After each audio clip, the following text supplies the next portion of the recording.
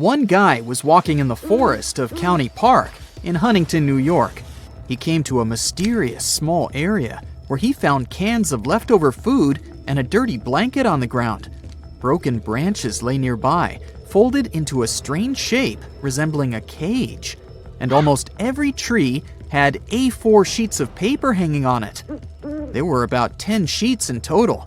Someone carelessly stuck them to the trunks with duct tape. All these sheets had photos of missing people and some information about their disappearance, a city where a person had vanished, and the local police phone number. The guy got scared and ran away, but before that, he filmed everything on his phone. He posted the video on the internet, and after that, Reddit users started their own investigation. It turned out all those people whose faces were printed on the posters were really missing. The man who discovered this place called the police. Fortunately, the officers quickly found the person who had done this. He threw a Halloween party and decided to hang posters of missing people to create a scary atmosphere. He removed all the photos, and the police stopped the investigation. Do you know these guys standing in the streets and holding a free hugs sign? Oh, it's so cute. They give so many positive vibes to people. And now, imagine you're walking through a dark forest alone, in the fog, and somewhere in the thicket, you notice a small gray house. It's hidden in the foliage and looks like an entrance to a bunker. It has no windows, only a dark doorway leading into the darkness. And you see that someone wrote, "Free Hugs Hut" on the wall. Yeah, not so cute this time. The exact location of this hut is unknown, but it's somewhere in the forests of Wisconsin.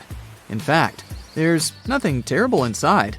Some garbage, dry leaves, cobwebs, and moss. Teenagers or homeless people like to hang out in this hut. Some of them probably had a good sense of humor if they wrote this phrase on the wall. But imagine if a scary, pale old woman had been living there for years. She'd be waiting for you inside to hug you tightly with her long, thin arms.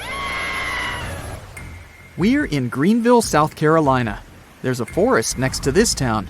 You go there and notice a silhouette of a man. It's a big, sinister clown. You freeze in fear. He's just standing there among the trees and looking at you, smiling. Your knees are shaking. You're sweating. The clown raises his hand and beckons you with his finger. You don't go, and the clown makes a sad grimace. Then he takes some money out of his pocket and shows it to you. You finally return control over your body and run away from the forest as fast as you can. The scariest thing is that there are several such clowns in the woods of Greenville. Many locals have seen them walking among trees, attracting people's attention with green laser pointers. Fortunately, instead of approaching them, residents went to the police station. The clowns called people to an abandoned house in the woods. Officers searched the building, but found nothing suspicious there. Still, locals prefer to avoid the forest. In forests, you can not only see, but also hear something terrible. For example, you can hear people's screams. These sounds come from nowhere and only at night. They can drive you mad if you don't know their nature. Coyotes live in forests all over North America, Canada, and Mexico. In the winter and spring, these animals howl and scream. Even if one coyote does it, it may seem that several of them have surrounded you. This illusion occurs because there are many different sounds in the forest. Birds, animals, the sound of falling rain, all this mixes with the coyotes howling, and it may seem to you that these animals are everywhere. Also, coyotes can change the tones of their voices and sound like people. Now let's forget about creepy things and find something beautiful in the woods. You're in a wide green clearing surrounded by a dense forest. You approach the thicket and see a hole in it. It's not a huge hollow, but a perfectly round passage. It looks like a portal to a magical land, and it's the creation of a famous Finnish artist named Antti Laitinen. He carefully cut the leaves and branches of the surrounding trees to create the perfect circle. He called it Broken Landscape. Besides this hole, the artist has many other unique works. He almost always deals with nature. He has created similar small circles resembling suns in the dense branches of leafless trees. You don't need to travel all over the world to see them. You can find photos of almost all of the artist's works on the internet. Let's move to the green forests of Scotland. Walking among trees and bushes, you can come across human figures. They stand motionless and faceless and reflect everything around them, quite literally. The famous Scottish sculptor Rob Mulholland made these statues out of plexiglass. This is a special kind of glass that reflects light like a mirror. 6 sculptures make up a large vestige installation. Each figure is in a different pose. They reflect trees, bushes, and grass, merging with the forest. In summer, when everything is blooming, the figures are beautiful. But in early spring or late autumn, they reflect nothing but grayness and lifelessness, which makes them look pretty creepy. The sculptor wanted to show a trace of people who lived in the forests many years ago, when humanity was more connected to nature. At that time, survival strongly depended on the state of forests and harvests, and these statues show this unity with the woods. There's a stunning forest in the south of Japan. There are no strange things there. It's weird by itself. If you look at the forest from a height, you'll see that the trees there grow in concentric circles. There are several of them. The closer to the center of this area, the closer the trees are standing to each other. In the outer row, the trees don't grow densely. The whole area resembles mysterious circular patterns in fields all over the world. But this is not a natural anomaly, but the result of human intervention. In 1973, people planted trees so that they created 10 concentric circles. The main idea of this experiment was to find out how cedars could grow in such circular conditions. The researchers called this place experimental forestry. Surprisingly, the trees began to grow in a convex shape, symmetrically fanning out. This proved that the size of the gaps between the trees greatly affected their growth. Initially, the scientists planned to cut the trees down after the experiment was over, but the place became very popular with tourists. People love to walk along these trails and take beautiful pictures using drones. The next strange finding is in the US. This is Vashon Highway, surrounded by a large forest. In its thicket, you can find an unusual tree with a rusty red bicycle inside its trunk. It looks like it grew into the trunk and became a part of it. Only the handlebars and one of the wheels stick out of the bark. The bike got into this tree in the 50s. One young guy received it as a present for his birthday, but he didn't like its handlebars and rugged wheels. So he just left this present near a bush and never came back for it. The bush turned out to be a young tree. With time, its trunk expanded and grew around the iron body of the bicycle. When locals noticed this, they decided not to remove the bike from the tree. And they did right, since this place became popular among tourists. The coldest part of our planet, Antarctica, keeps surprising us. Take a look at this waterfall named Blood Falls. Reddish water falls from the white ice. Scientists concluded that the color is related to iron. The water coming from the glacier oxidizes and rusts when it's exposed to oxygen, and the red color occurs.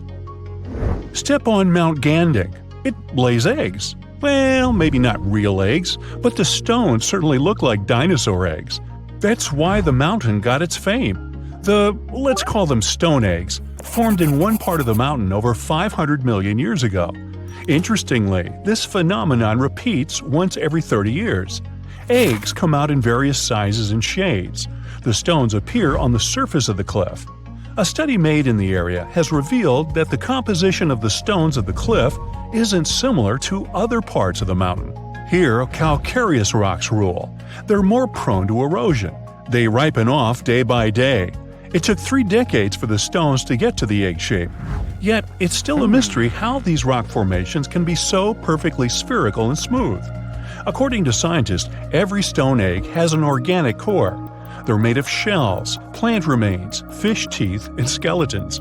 Maybe this has something to do with it. Gulu village is close to the stone eggs. Locals believe that these eggs are sacred. Villagers associate it with good fortune. In fact, nearly every family has one of these eggs in their house. Unfortunately, there are only about 70 eggs left, so if you want to see them, you gotta hurry up. The Richat structure is a circular geological phenomenon in the Sahara Desert near Mauritania. It's made out of rocks in layers, and these layers look very much like rings. No wonder the unique structure even got NASA's attention. Up from the sky, the geological feature seems to be swirling and spinning. Scientists are still not sure how these rings got there. Some say it was an asteroid impact. Many others believe that it was a natural geological process. To them, the Richat structure is an uplifted and eroded dome. Geologists often classify it as a domed anticline. The scientists discovered that the rocks at the center are older than the ring-shaped outer rocks, so it seems like the stones have been eroded to flat rock layers. Anyway, there's no valid explanation for this phenomenon, and the 28-mile-long mystery of the Sahara is still to be solved.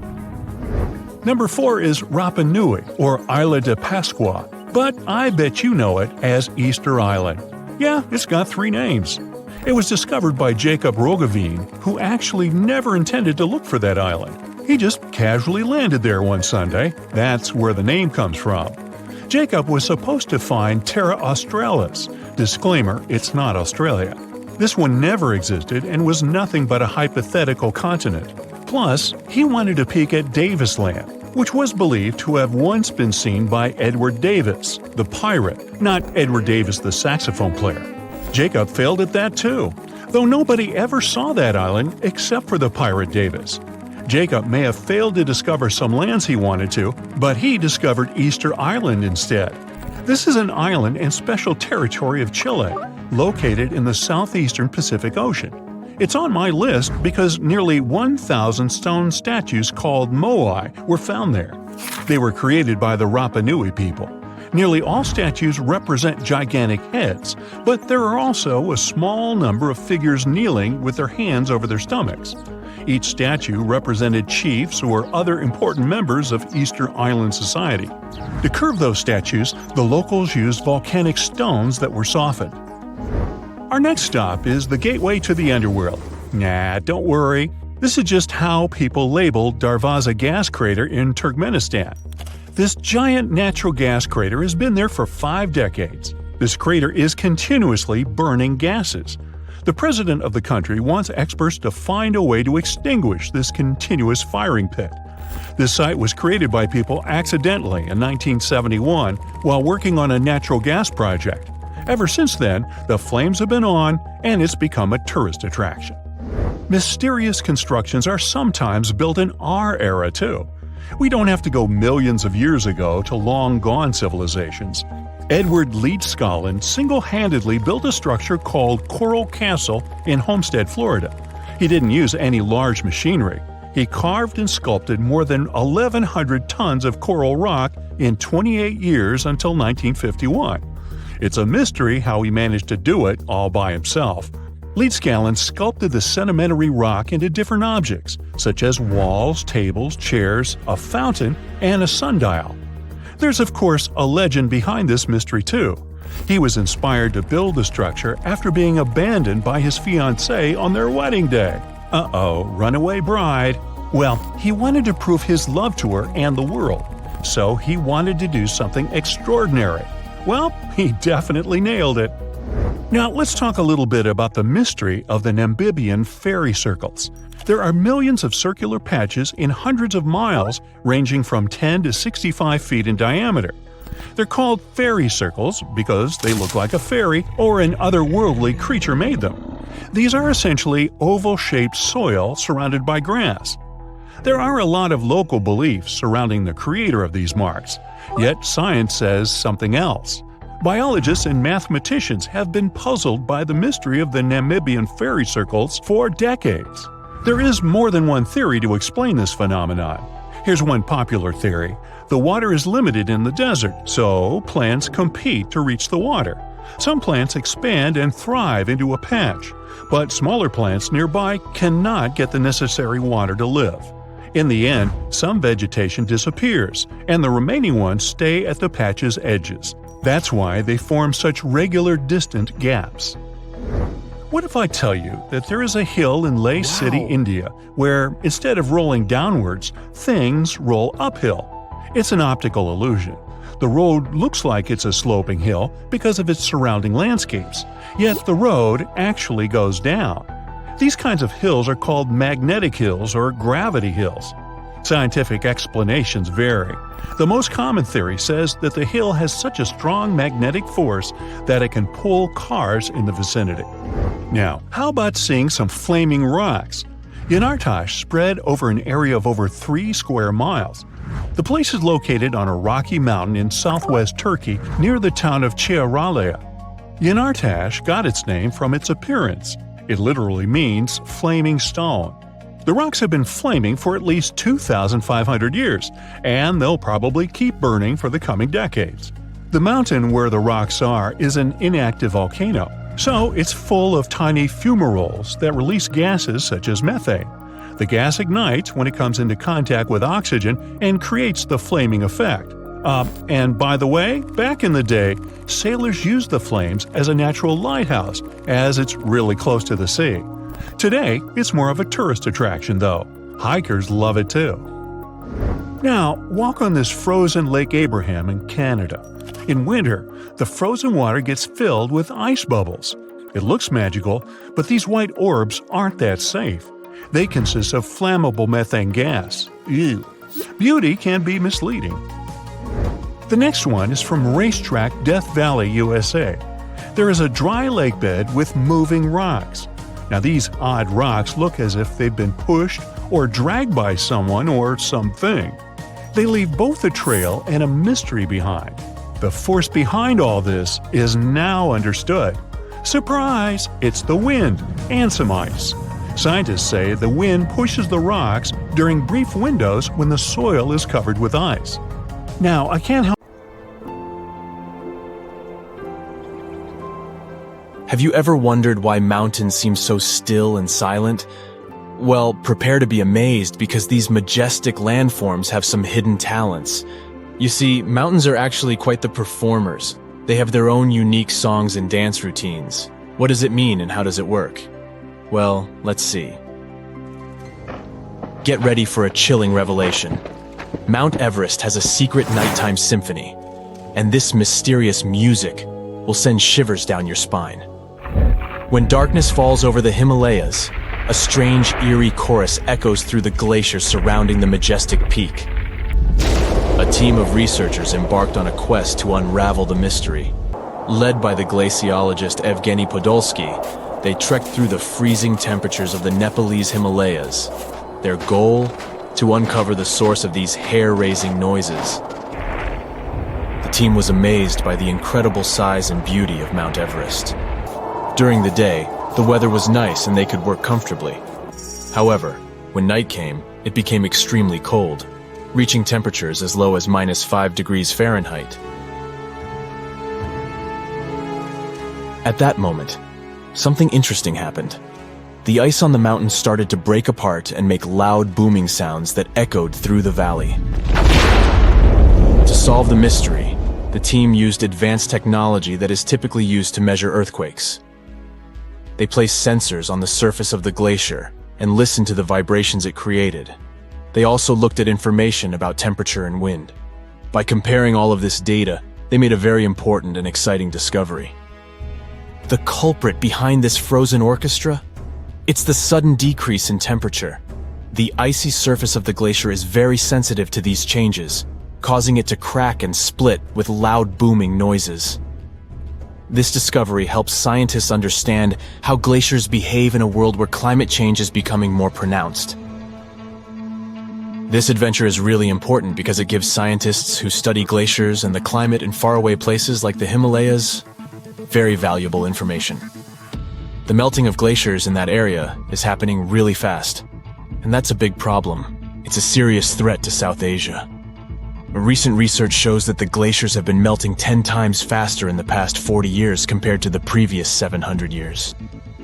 But this isn't the only reason why mountains can make strange noises. Other mountains might also sing their own songs. For example, Mount Matterhorn. Guess what? Everything around us has its own special rhythm. Objects vibrate at certain frequencies because of their shape and what they're made of. You've probably seen it before with tuning forks and wine glasses. When they're hit with the right frequency, they start shaking and making sounds. But here's something cool.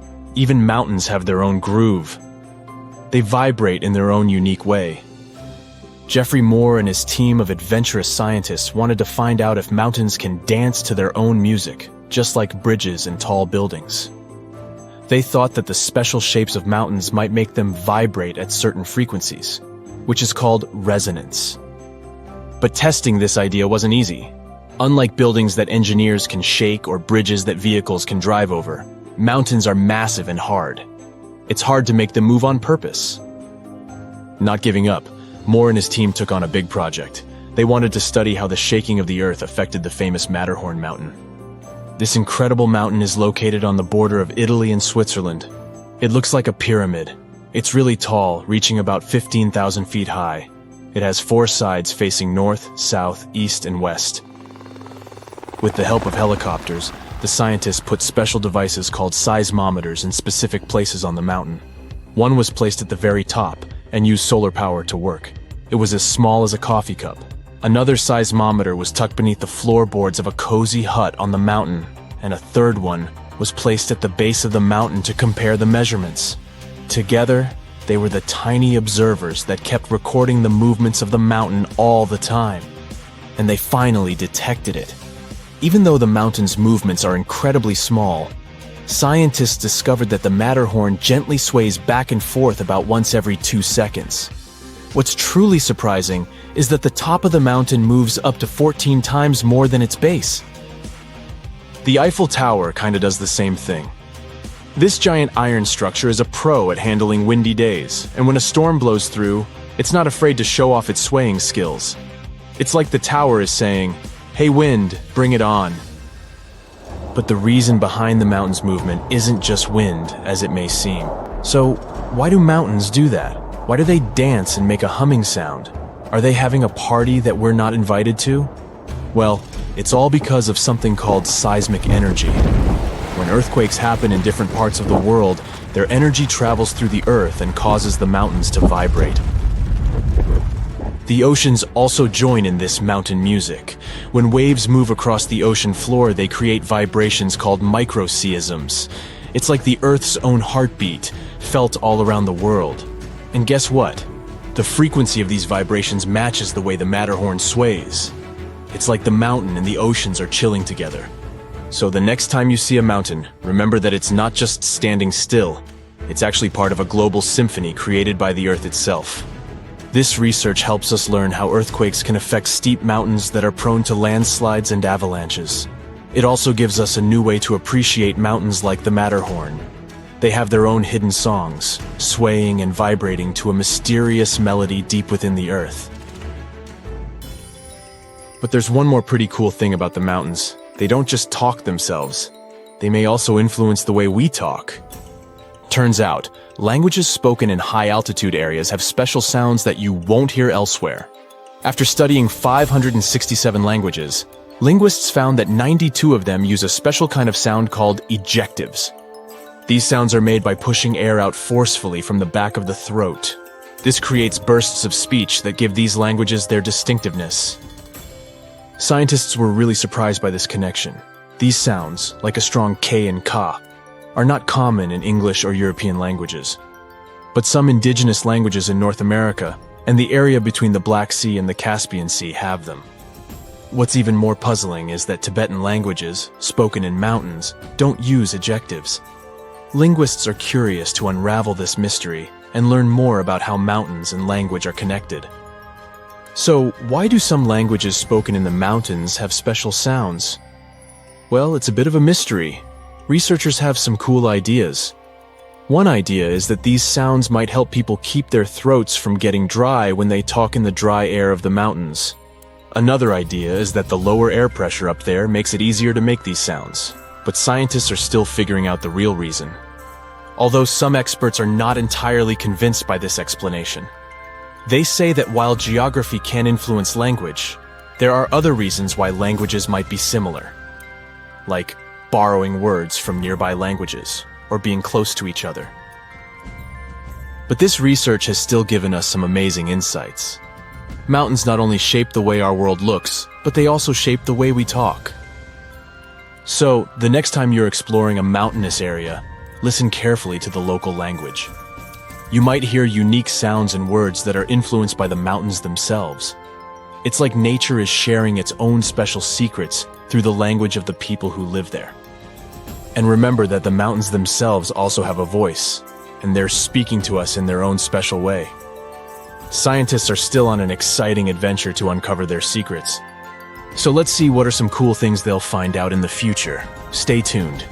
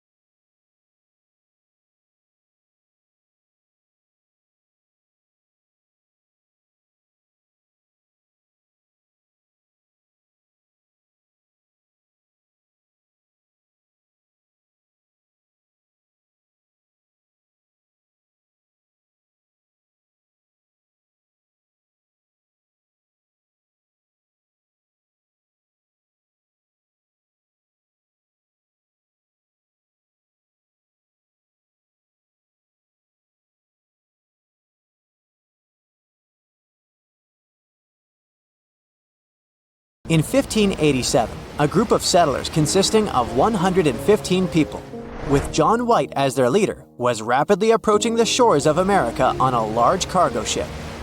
John stared forward confidently. He was determined to establish a new territory for his country and build a house for his family.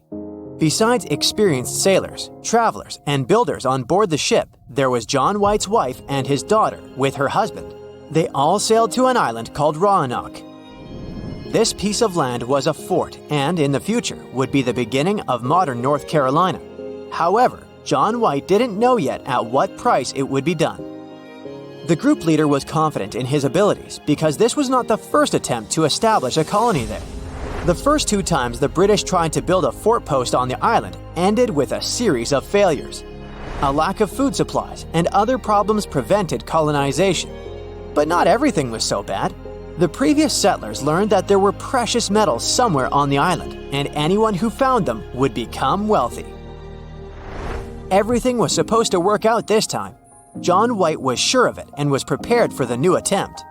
So at last, the ship docked to the shore. The whole crew got to the ground. Everyone was excited about new opportunities on the new land, so they quickly started building a new home. John White supervised the construction, explored the island, and established contacts with the natives. The settlers spent every day working hard, building houses, making fires, and cooking food. And despite the difficult conditions, the team settled in, and John White's daughter gave birth to a daughter. However, soon, the standards of living began to deteriorate. Cold weather was approaching, and the supplies of food and building materials were quickly running out. Remembering the experience of the previous settlers, John White decided not to bring the situation to a critical point, so he went to England to get provisions in advance. He calculated that he could return before people ran out of supplies, so he left his wife, daughter, and granddaughter in Roanoke. He set off on a month-long journey back to England with a small team. Always keeping in mind that his family was waiting for him on the island, he came to the residence of Queen Elizabeth I immediately upon arrival to ask for a new cargo of food. However, while he was sailing to England, some events happened that interfered with his plans. His country came into conflict with Spain. The Queen ordered the return of all ships sailing for the New World. She decided to gather a fleet to fight the opponent. The shipment of provisions to the island where John White's family lived was cancelled. It's not known how the group leader reacted to these events, but he probably went crazy because of his inability to fix anything. Using all his connections and influence, John White managed to get a ship with provisions. However, it happened only 3 years after his return to England. He understood that the settler supplies had most likely run out by this time, and he had no idea what had happened to his family. With a new team, he quickly set off for the New World. A few months later, he saw the familiar outlines of the shore. The closer the ship got to the land, the more John White's excitement grew. He looked through a spyglass, but saw no signs of life on the island. When he came ashore, he immediately ran towards the settlement. He found houses they had built together destroyed. All trunks were looted. There was an ominous silence, and no people. The colony seemed to have disappeared. John White realized something bad had happened to his people and his family. Perhaps they went somewhere in search of food supplies, or maybe someone or something made them run away. England started several investigations to find out what had happened, but didn't get any answers. The only clue John White found was the word Croatoan scratched into a wooden post. For centuries, historians have been trying to unravel the disappearance of the colony. They put forward different versions. Some believed that the local tribes had attacked the colony, and others thought the settlers had gone inland in search of food and had just gotten lost. There was also a version that local tribes had put a curse on people and they had faced some phantom sinister force. However, the first version seemed the most realistic because Croatoan meant the name of the island where the tribes lived. Perhaps they waited until John White left the settlement and attacked the British. Of course, this version was also tested. People visited the island but found no traces of settlers there, and locals said they hadn't seen the disappeared colony. According to another version, the settlers tried to return to England after waiting for John White for some time. They were unsure whether the leader would come back, so they decided not to wait for the supplies to finish and went to England on the ships of other settlers sailing there. Who knows, maybe they got into a storm and disappeared at sea. Perhaps they met Spaniards with whom the British had a conflict. But all these are guesses that have no evidence. We would have never known what happened to the Roanoke colony if, in 2012, Elizabethan-era researchers hadn't discovered the mark of an unknown fort drawn in invisible ink on John White's map. That place was only 50 miles from Roanoke. After discovering the new clue, archaeologists traveled to North Carolina to find the secret fort. They arrived at the place and found many fragments of English pottery lying on the ground. Among them, there were pots and jars for storing and cooking food. There was also a Native American village not far from this location. There's a version that the colony split up. One group went to the island of Croatoan to wait for John White. Before that, they scratched this word on a tree as a hint. The second group went deep into the country and settled in that secret place marked on the map. In the future, researchers may find definite answers to all these questions. But until that happens, the disappearance of the Roanoke colony is still one of the most famous mysteries in American history. 50 ships and 20 airplanes have gone missing. Many people have disappeared, and mysterious forces might have... Oh wait, the wrong script. This Bermuda Triangle is located in Transylvania. My bad. So, once upon a time in the heart of Transylvania, there was a mysterious place that people named the Bermuda Triangle of Transylvania. Look at these twisted trees and their tangled undergrowth. It seems like some evil creature may appear from behind a tree at any moment.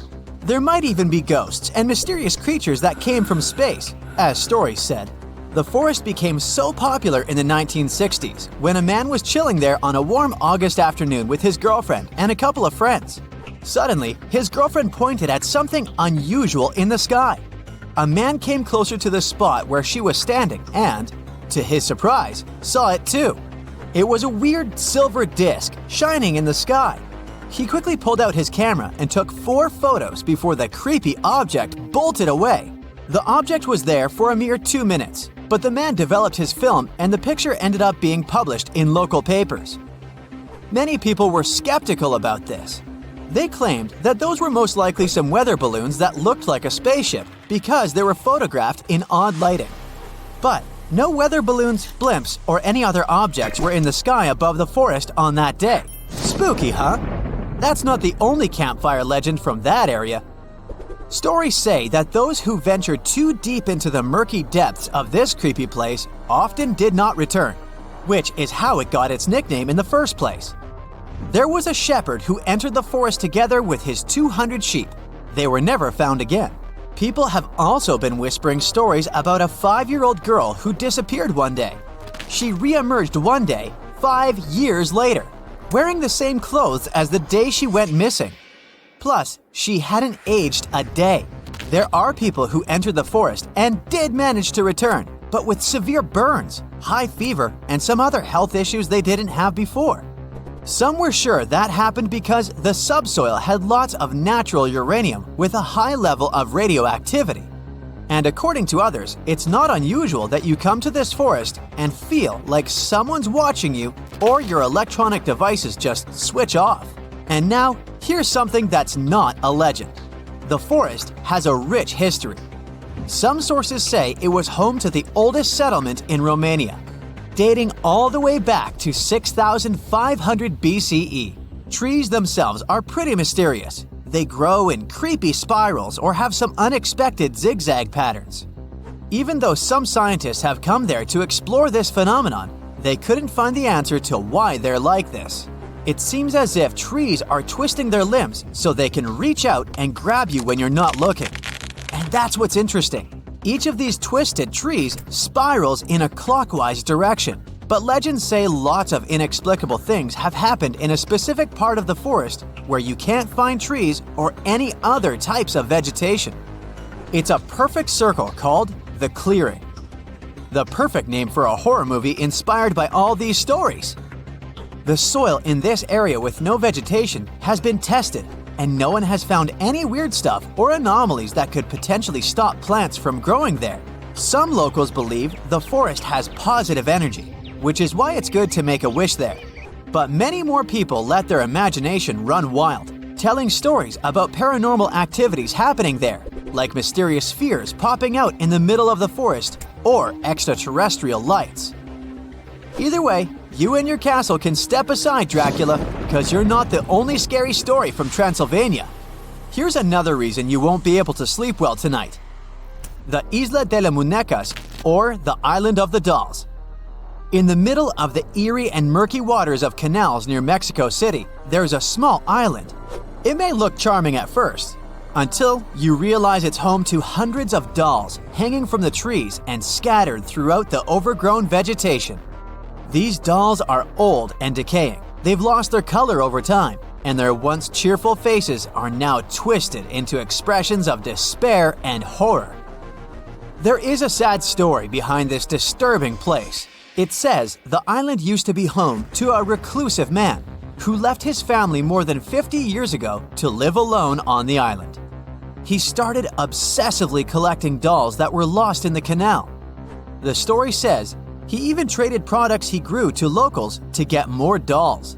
The man didn't clean these dolls nor show any interest in fixing them. He would just decorate his island with them regardless of the state in which he found them. Even those that looked good ended up ruined due to winds and rain. They weren't just outside. His cabin was full of these scary dolls too.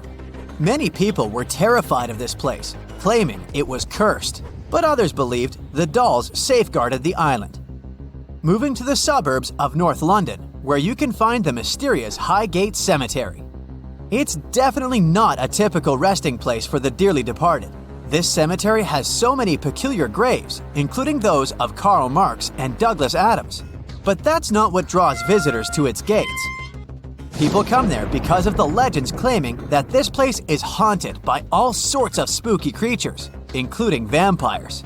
Yup, stories about shadowy figures hovering over graves with glowing red eyes and sharp fangs never get boring. But this place wasn't always this creepy. It was established in the middle of the 19th century, once neglected and overgrown with crumbling monuments and vegetation that seemed to swallow up graves. But these legends became popular along with the place itself in the 1970s, after the cemetery had appeared in several horror movies. Some visitors there are even self-proclaimed vampire hunters. There's this peaceful and charming village called Pluckley, just a short drive away from London. At least that's what it seems at first sight. People whisper Pluckley could be the most haunted village in England. As you go through its winding streets, you'll come across many spots legends say are haunted. Many of them are connected to the Daring family, which held the title of Lords of the Manor for over 4 centuries. What gives the sense of old times is the round-topped windows on many buildings. Legend has it, hundreds of years ago, Lord Daring escaped when his enemies captured him. He jumped through one of these windows head first. In commemoration of this pretty daring act, every window in the manor house and the village was made in the same style. Even though the manor house burned down in 1951, the legacy of Lord Daring's escape lives on in the charming village of Pluckley. Some say Pluckley is surrounded by the so-called Screaming Wood. There are many legends about paranormal events that have occurred there. There are nice walking trails in this wood, but to be honest, I'd only be brave enough to hit them during the day. And how about the Crooked Forest? It's in Poland, and it consists of 400 pine trees whose trunks take a sharp 90-degree turn and then become weirdly curved, like the letter J.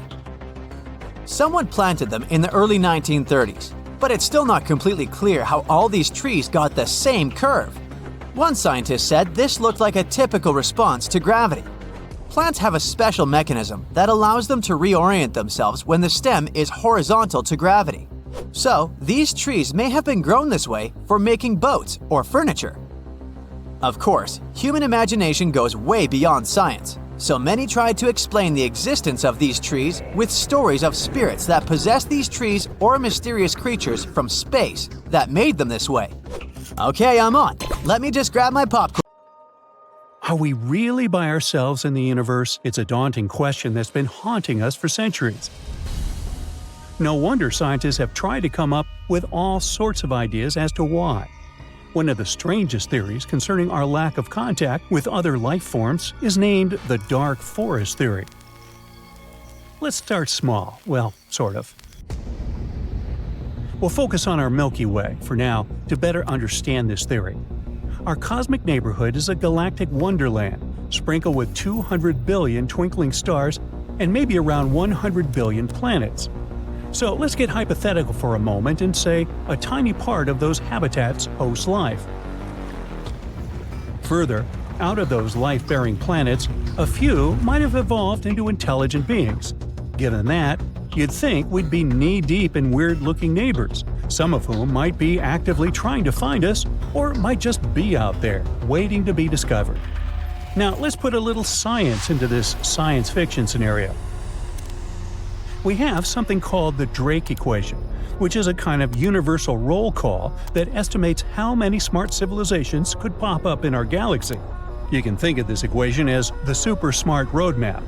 By playing around with a few important factors, the equation hints that there should be around 20 civilizations just in our galactic backyard. So why haven't we stumbled upon any yet? This theory isn't an easy task. It's a mixed bag of multiple variables, like the average number of planets per solar system that could potentially host life, or the rate at which stars suitable for intelligent life are formed. A tricky part here is that astronomers have yet to solidify the exact values of these variables, which means our calculations are just approximations for now. But back to the Milky Way, shall we? Feed in our hypothetical assumptions, crunch the numbers, and you get at least 20 civilizations. Yet somehow, our cosmic switchboard remains weirdly silent. How come? This radio silence has its own name, too, the Fermi Paradox, named after the guy who first thought, "Hey, where is everybody?" over 50 years ago. Since then, we've had a lot of different theories trying to solve this mystery, all tinkering with different aspects of the Drake equation. Some folks think the appearance of life is a rare event.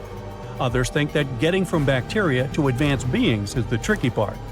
Yet, some reckon that civilizations might either wipe themselves out after a short lifespan or never even get to invent something they could communicate with. But there's one theory that tops all others in its creepiness: the dark forest theory. According to it, the universe is a huge cosmic version of a haunted forest. And other types of creatures are out there, playing a game of hide and seek. They're intentionally keeping silent. Why? Well, the dark forest theory was best explained in a sci-fi novel, and the rationale goes something like this. For starters, every life form wants to stay alive. I'll buy that. If we go with that assumption, it's impossible to be sure whether other life forms might harm you if they get the chance. So, the safest bet is to take them out before they find the right time to do the same to you. Frankly speaking, it's the universe's version of the survival of the fittest. In this scenario, making contact with others becomes the most dangerous game, as it could lead to your location being traced and you being wiped out. How human. This results in everyone keeping quiet, a kind of universal shush, where every civilization tries to hide in utter cosmic silence. But hey, is this just an idea good for a thrilling novel, or does it have some real-world implications? Well, the theory was suggested by scientist David Brin as a possible explanation for the lack of radio evidence for non-Earth-like life. He went as far as imagining it would be robots that would do the dirty work of wiping out civilizations. But how realistic is this theory anyway? Well, it doesn't require us to assume a lot of stuff about the behavior of all foreign civilizations. Just one advanced race behaving this way could explain our observed reality. And it might explain why we've not picked up any advanced radio chatter despite a century of eavesdropping. It's possible that other creatures like us are too terrified of being noticed and have gone radio silent on purpose. But, and it's a big but, like mine, it does base itself on the notion that other species share our level of risk aversion and logic, or that there's a rogue civilization out there, picking off anyone they perceive as a threat. And that's a pretty significant assumption. If that doesn't sound creepy, this next piece of information certainly will. For about a century now, we've been shouting our existence into the cosmos. If this theory proves to be correct, every other civilization within 100 light-years of us might be getting our signals and knowing exactly where we are. And if we have reasons to hide from them, as suggested by some like Stephen Hawking, we might already be in trouble. But what if this theory isn't true? What if, sooner than we'd like to imagine, weird galactic creatures will indeed try to reach us? The truth is, most of us wouldn't even know what to do. Hey, let's not get over ourselves. In fact, some scientists are tackling this issue head-on. For the first time since the 1980s, specialists are trying to cook up a how-to guide for when we inevitably bump into cosmic neighbors. For instance, some researchers believe we've got to do more than just worry about how these life forms could shake up our world. If they send any type of radio signals down here, we've got to think about our reply. What are we going to say? Hey, we're humans. Nice to meet you. Absolutely not. We've got to do better than that. See, the only plan we've had till now came from a rough blueprint dating from 1989. This guide is a bit wishy-washy on what to do when the entire world gets the outer worldly text. Mostly it says, hey, let's share the news with everyone. But then what? If we confirm it's legit, officials will need to ask the United Nations for advice. But hey, does the United Nations even have a plan? Maybe, who knows? We've been doing loads of space exploring lately. Some say we've stumbled upon water on Mars. Others are sure we've spotted some planets that could be twins to Earth. So, the idea of finding life elsewhere isn't that far-fetched. But even after 100 years of trying to chat with cosmic beings, it's still a one-sided conversation. This new protocol isn't just about chatting up outsiders. It's also going to act as our cosmic voicemail, checking messages from outer space. It aims not just to decode the external lingo. It's also planning to figure out what these messages could mean for us. The plan is also to draft reports about how different policies could impact us and set up guidelines on how to respond to these space texts. So, will we ever get a message from our cosmic mates? Only time will tell. But what we do know is that we just can't wing it. We can't be caught off guard and start a planet-wide frenzy when we get that otherworldly WhatsApp. We gotta have a plan, and we gotta have it ready for when we're face-to-face with the real deal. I mean, we've come across a lot of potential such sightings, but none of them proved to be genuine. On that note, U.S. authorities checked over 100 cases of weird stuff going on in the skies. I'll spare you the details, but not one green creature was ever found. More like drones and similar stuff floating around. So, as we stand on the cusp of this potentially game-changing event, we must strive to be prepared. Whether our intergalactic neighbors drop us a text tomorrow or centuries from now, we need a plan. After all, this could change everything we know about our universe and our place within it. One guy was walking in the forest of County Park in Huntington, New York. He came to a mysterious small area where he found cans of leftover food and a dirty blanket on the ground. Broken branches lay nearby, folded into a strange shape resembling a cage. And almost every tree had A4 sheets of paper hanging on it. There were about 10 sheets in total. Someone carelessly stuck them to the trunks with duct tape. All these sheets had photos of missing people and some information about their disappearance, a city where a person had vanished, and the local police phone number. The guy got scared and ran away, but before that, he filmed everything on his phone. He posted the video on the internet, and after that, Reddit users started their own investigation. It turned out all those people whose faces were printed on the posters were really missing. The man who discovered this place called the police. Fortunately, the officers quickly found the person who had done this. He threw a Halloween party and decided to hang posters of missing people to create a scary atmosphere. He removed all the photos, and the police stopped the investigation. Do you know these guys standing in the streets and holding a free hugs sign? Oh, it's so cute. They give so many positive vibes to people. And now, imagine you're walking through a dark forest alone, in the fog, and somewhere in the thicket, you notice a small gray house. It's hidden in the foliage and looks like an entrance to a bunker. It has no windows, only a dark doorway leading into the darkness. And you see that someone wrote, "Free Hugs Hut" on the wall. Yeah, not so cute this time. The exact location of this hut is unknown, but it's somewhere in the forests of Wisconsin. In fact, there's nothing terrible inside. Some garbage, dry leaves, cobwebs, and moss. Teenagers or homeless people like to hang out in this hut. Some of them probably had a good sense of humor if they wrote this phrase on the wall. But imagine if a scary, pale old woman had been living there for years. She'd be waiting for you inside to hug you tightly with her long, thin arms. We're in Greenville, South Carolina. There's a forest next to this town. You go there and notice a silhouette of a man. It's a big, sinister clown. You freeze in fear. He's just standing there among the trees and looking at you, smiling. Your knees are shaking. You're sweating. The clown raises his hand and beckons you with his finger. You don't go, and the clown makes a sad grimace. Then he takes some money out of his pocket and shows it to you. You finally return control over your body and run away from the forest as fast as you can.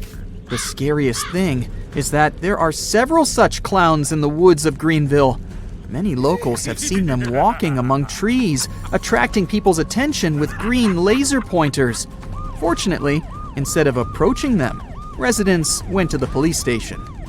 The clowns called people to an abandoned house in the woods. Officers searched the building, but found nothing suspicious there. Still, locals prefer to avoid the forest. In forests, you can not only see, but also hear something terrible. For example, you can hear people's screams.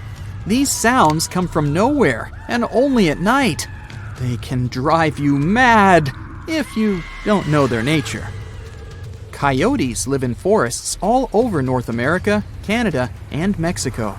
In the winter and spring, these animals howl and scream. Even if one coyote does it, it may seem that several of them have surrounded you. This illusion occurs because there are many different sounds in the forest. Birds, animals, the sound of falling rain, all this mixes with the coyotes howling, and it may seem to you that these animals are everywhere. Also, coyotes can change the tones of their voices and sound like people. Now let's forget about creepy things and find something beautiful in the woods. You're in a wide green clearing surrounded by a dense forest. You approach the thicket and see a hole in it. It's not a huge hollow, but a perfectly round passage. It looks like a portal to a magical land, and it's the creation of a famous Finnish artist named Antti Laitinen. He carefully cut the leaves and branches of the surrounding trees to create the perfect circle. He called it Broken Landscape. Besides this hole, the artist has many other unique works. He almost always deals with nature. He has created similar small circles resembling suns in the dense branches of leafless trees. You don't need to travel all over the world to see them. You can find photos of almost all of the artist's works on the internet. Let's move to the green forests of Scotland. Walking among trees and bushes, you can come across human figures. They stand motionless and faceless and reflect everything around them, quite literally. The famous Scottish sculptor Rob Mulholland made these statues out of plexiglass. This is a special kind of glass that reflects light like a mirror. 6 sculptures make up a large vestige installation. Each figure is in a different pose. They reflect trees, bushes, and grass, merging with the forest. In summer, when everything is blooming, the figures are beautiful. But in early spring or late autumn, they reflect nothing but grayness and lifelessness, which makes them look pretty creepy. The sculptor wanted to show a trace of people who lived in the forests many years ago, when humanity was more connected to nature. At that time, survival strongly depended on the state of forests and harvests, and these statues show this unity with the woods. There's a stunning forest in the south of Japan. There are no strange things there. It's weird by itself. If you look at the forest from a height, you'll see that the trees there grow in concentric circles. There are several of them. The closer to the center of this area, the closer the trees are standing to each other. In the outer row, the trees don't grow densely. The whole area resembles mysterious circular patterns in fields all over the world. But this is not a natural anomaly, but the result of human intervention. In 1973, people planted trees so that they created 10 concentric circles. The main idea of this experiment was to find out how cedars could grow in such circular conditions. The researchers called this place experimental forestry. Surprisingly, the trees began to grow in a convex shape, symmetrically fanning out. This proved that the size of the gaps between the trees greatly affected their growth. Initially, the scientists planned to cut the trees down after the experiment was over, but the place became very popular with tourists. People love to walk along these trails and take beautiful pictures using drones. The next strange finding is in the US. This is Vashon Highway, surrounded by a large forest. In its thicket, you can find an unusual tree with a rusty red bicycle inside its trunk. It looks like it grew into the trunk and became a part of it. Only the handlebars and one of the wheels stick out of the bark. The bike got into this tree in the 50s. One young guy received it as a present for his birthday, but he didn't like its handlebars and rugged wheels. So he just left this present near a bush and never came back for it. The bush turned out to be a young tree. With time, its trunk expanded and grew around the iron body of the bicycle. When locals noticed this, they decided not to remove the bike from the tree. And they did right, since this place became popular among tourists. You've just moved to the Romanian city of Cluj-Napoca to make a startup, but you still have no idea what kind of horror will happen to you. In this city, you meet new people, and they tell you the story of the mysterious Hoia Baciu Forest, located to the west of the city. They say it's the country's scariest place, and locals call it the Bermuda Triangle of Transylvania. After the meeting, you decide to check out of this place.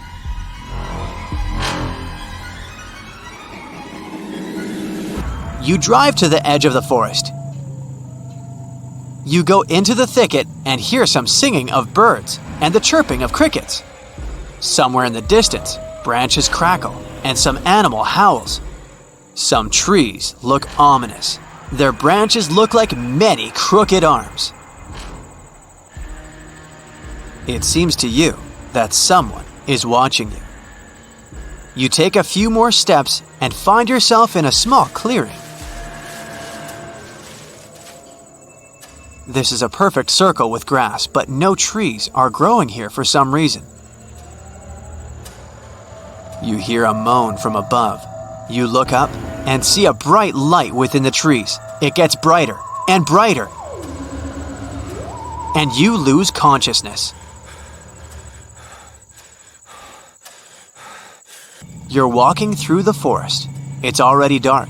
You're cold, but fortunately, you can see the road ahead and your car. You come home, open the door, and look at the wall clock. This is strange. It's 10 p.m. now. You drove to the forest at 5 p.m., then took a little walk in the woods. Where did a few hours go? Then you notice something weird. There are strange red spots on your left hand. Are these burns or some rash? You go to the mirror and see that there's still a strange rash on your legs, arms, and neck. You tell your new friends about it, but they don't look surprised. They say that most legends about this forest are associated with time travel and memory lapses. Some say that they don't remember how they spent several hours in the forest and what they did there. Others talk about a strange rash on their hands. There are legends that the ghosts of lost people wander there, and some flying objects often visit this place. Someone said they had heard an ominous whisper in the forest and seen flying heads without bodies. The most famous legend says about a 5-year-old girl who disappeared in the forest. Rescuers and locals searched for her in the woods for several weeks, but found nothing. Then, a few years later, the girl came out of the forest alive and well, but the strangest thing is that she hadn't aged at all. She remained the same 5-year-old girl. After that, people began to think there was a time portal in the forest. If someone gets there, they'll find themselves in the future. It can be several hours or several years. Another myth is about a biologist who photographed the local fauna in the forest. He was taking photos of flowers and trees and caught on camera a strange object that flew in the sky. After that, people were sure that beings of extraterrestrial civilizations visited the forest. In the 15th century, a woman also disappeared there, but 500 years later, she came out of the forest completely healthy. Of course, it's unlikely that she was that woman. But a coin dated to the 1600s was found in her pocket. All these stories, as well as reports about phantoms, are rumors and myths. No one has yet been able to prove that the forest is really the center of paranormal activity. But if you decide to visit this place, ask local farmers who live near the forest to share some stories with you. Perhaps they'll tell you something more creepy and truthful.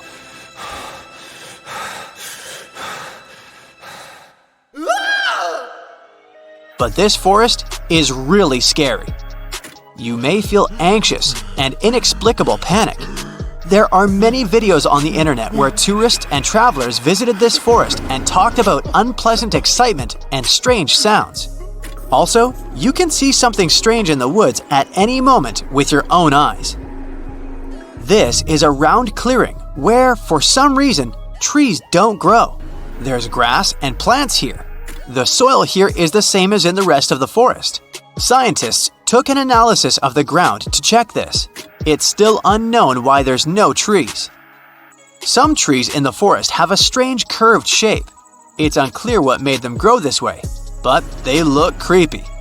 You can take a walk in the forest and check how true the legends about it are. But don't be afraid, you won't be alone. The Hoia Baciu Forest is one of Romania's most popular tourist destinations.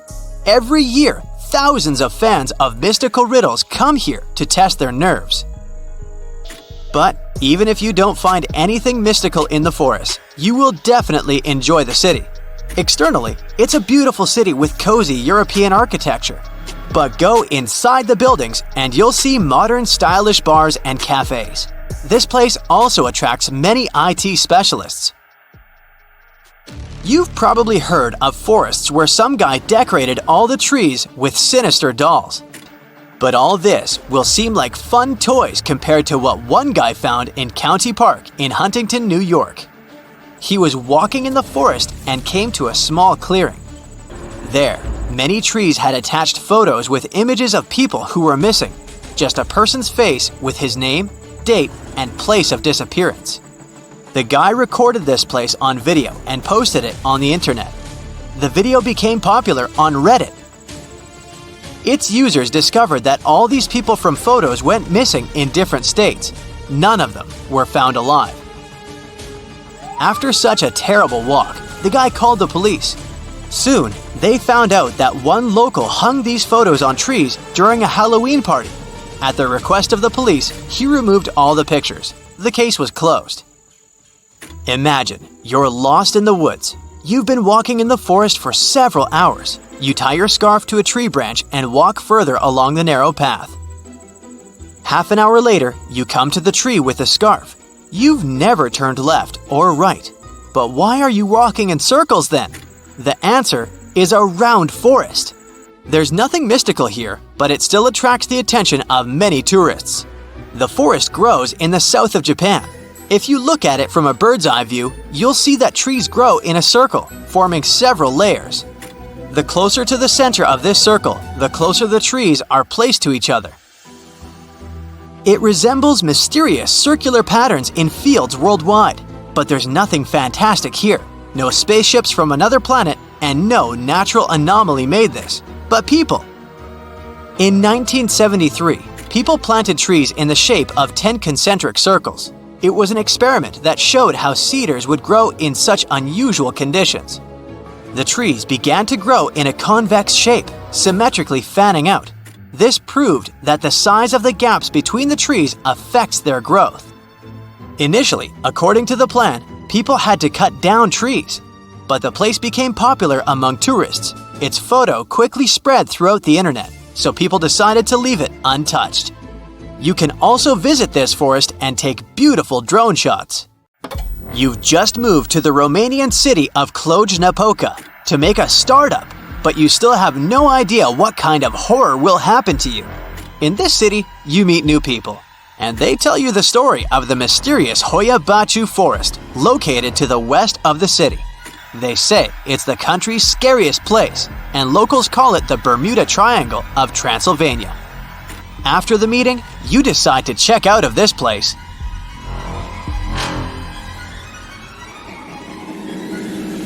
You drive to the edge of the forest.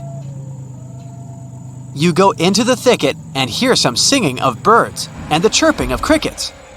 Somewhere in the distance, branches crackle and some animal howls. Some trees look ominous. Their branches look like many crooked arms.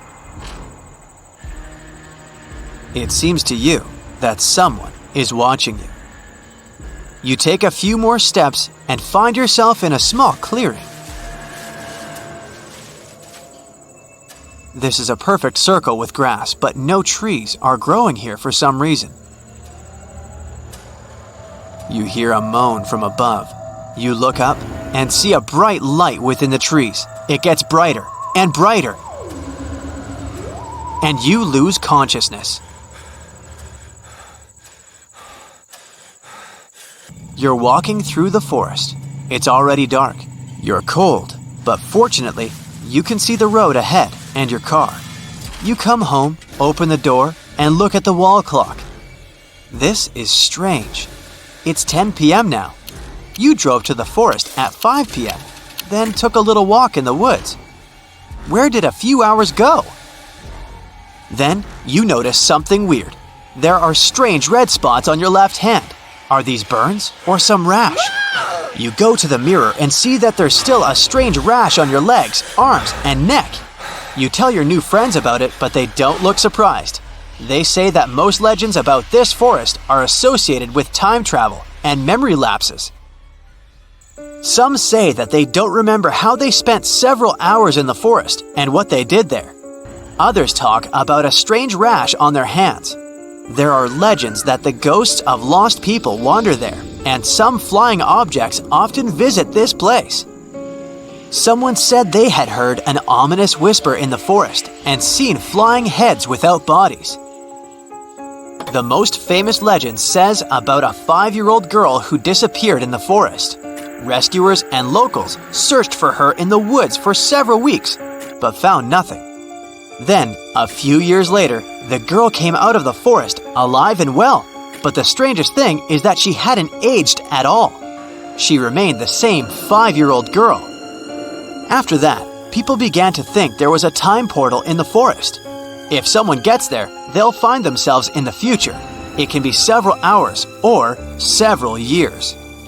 Another myth is about a biologist who photographed the local fauna in the forest. He was taking photos of flowers and trees and caught on camera a strange object that flew in the sky.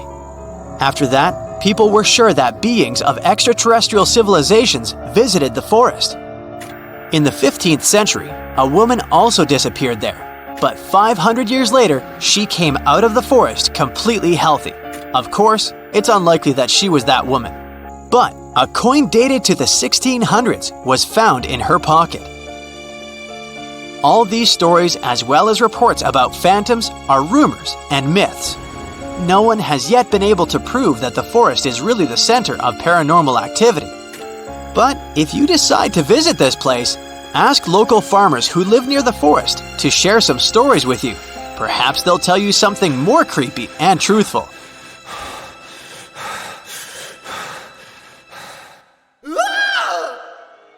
But this forest is really scary.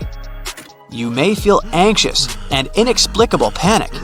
There are many videos on the internet where tourists and travelers visited this forest and talked about unpleasant excitement and strange sounds. Also, you can see something strange in the woods at any moment with your own eyes. This is a round clearing where, for some reason, trees don't grow. There's grass and plants here. The soil here is the same as in the rest of the forest. Scientists took an analysis of the ground to check this. It's still unknown why there's no trees. Some trees in the forest have a strange curved shape. It's unclear what made them grow this way, but they look creepy. You can take a walk in the forest and check how true the legends about it are. But don't be afraid, you won't be alone. The Hoia Baciu Forest is one of Romania's most popular tourist destinations. Every year, thousands of fans of mystical riddles come here to test their nerves. But even if you don't find anything mystical in the forest, you will definitely enjoy the city. Externally, it's a beautiful city with cozy European architecture. But go inside the buildings and you'll see modern stylish bars and cafes. This place also attracts many IT specialists. You've probably heard of forests where some guy decorated all the trees with sinister dolls. But all this will seem like fun toys compared to what one guy found in County Park in Huntington, New York. He was walking in the forest and came to a small clearing. There, many trees had attached photos with images of people who were missing, just a person's face with his name, date, and place of disappearance. The guy recorded this place on video and posted it on the internet. The video became popular on Reddit. Its users discovered that all these people from photos went missing in different states. none of them were found alive. After such a terrible walk, the guy called the police. Soon, they found out that one local hung these photos on trees during a Halloween party. At the request of the police, he removed all the pictures. The case was closed. Imagine, you're lost in the woods. You've been walking in the forest for several hours. You tie your scarf to a tree branch and walk further along the narrow path. Half an hour later, you come to the tree with the scarf. You've never turned left or right. But why are you walking in circles then? The answer is a round forest. There's nothing mystical here, but it still attracts the attention of many tourists. The forest grows in the south of Japan. If you look at it from a bird's eye view, you'll see that trees grow in a circle, forming several layers. The closer to the center of this circle, the closer the trees are placed to each other. It resembles mysterious circular patterns in fields worldwide, but there's nothing fantastic here. No spaceships from another planet and no natural anomaly made this, but people. In 1973, people planted trees in the shape of 10 concentric circles. It was an experiment that showed how cedars would grow in such unusual conditions. The trees began to grow in a convex shape, symmetrically fanning out. This proved that the size of the gaps between the trees affects their growth. Initially, according to the plan, people had to cut down trees, but the place became popular among tourists. Its photo quickly spread throughout the internet, so people decided to leave it untouched. You can also visit this forest and take beautiful drone shots. Thick fog is rising over the ocean as the sun is slowly sinking towards the horizon. It's hard to see further away than a few dozen feet, but that's enough to notice a hulking, skeletal shape in the distance. As your ship approaches the figure, your heart beats faster, and then you make out the details of another vessel, abandoned by the looks of it. Ghost ships do exist, and their mysteries aren't always solved. Take MV Joyita, for example. It was a wooden vessel built in 1931 as a luxury yacht. It had served well to various people over 20 years before it was bought by a Samoan sailor and became a merchant ship. In 1955, though, Joyita's service came to an abrupt and mysterious end. On October 3rd, it set sail for another trading voyage that should have taken no more than 48 hours. Delays happen in the sea, so when Joyita didn't arrive on October 5th as scheduled, there was little worry yet. But then it failed to come on the following day too. There was no distress signal or any other sign of Joyita's presence anywhere between its departure and arrival points. A search and rescue party was dispatched to find the ship, and for 6 days, they were scouting the area of nearly 100,000 square miles. On October 12th, the mission returned to the base empty-handed. Joyita vanished without a trace. It was only a month later that another merchant ship, Tuvalu, noticed the missing vessel far away from its route, drifting in the open sea and listing heavily. The sailors boarded the ship and found that all of its crew and passengers, 25 people total, were missing, along with all the cargo the vessel had been carrying. The radio was tuned to the International Distress Channel, meaning that the crew had been trying to ask for help, but they couldn't reach anyone because the radio cable had been damaged, limiting the range to 2 miles. The lifeboats were missing as well, indicating that people on board must have left the ship. Unfortunately, they seem to have taken the logbook with them, leaving the rescue team clueless as to what had happened. Even today, the mystery of MV Joyita hasn't been solved yet. No one knows where the crew and passengers had gone and what had caused them to leave. SV Carol A. Deering wasn't a ghost ship in the usual sense of the word. There are no sightings of it in the open sea. Instead, it was found on the shore, but the circumstances of it running aground are a puzzle shrouded in mystery. Carol A. Deering was built in 1919 in Maine, and it was a large vessel made for commercial voyages. Unfortunately, despite its large cost of construction, it had only served for a year before its last trip. July 19, 1920. The ship was traveling from Puerto Rico to Rio de Janeiro via Newport News to deliver a cargo of coal. It was almost halfway to the final destination when the captain fell seriously ill. and the crew turned back to drop him and his son off and replace the captain. The voyage went without incident, but when it came to Barbados in December to resupply, there were strange moods among the crew. The first mate didn't seem to be happy with the new captain. No one paid much attention to it back then, when they probably should have. The last sighting of Carol A. Deering at sea was on January 28, 1921, when a lightship noticed it off the coast of North Carolina. There was some commotion on the quarterdeck of the ship, where the crew were normally not allowed. Then, another vessel sighted it, but there was already no one on the decks. On January 31st, the merchant ship was found hard aground in the Diamond Shoals, a site notorious for numerous shipwrecks that had been occupying there for centuries. When the search and rescue party boarded the ship, they found it abandoned, the log and personal belongings of the crew gone, along with the 2 lifeboats. There is still no answer to what happened on board of Carol A. Deering that January, although the most popular version was mutiny. Maybe we'll never find out the truth though. SS Baychimo is perhaps one of the most notable ghost ships in history.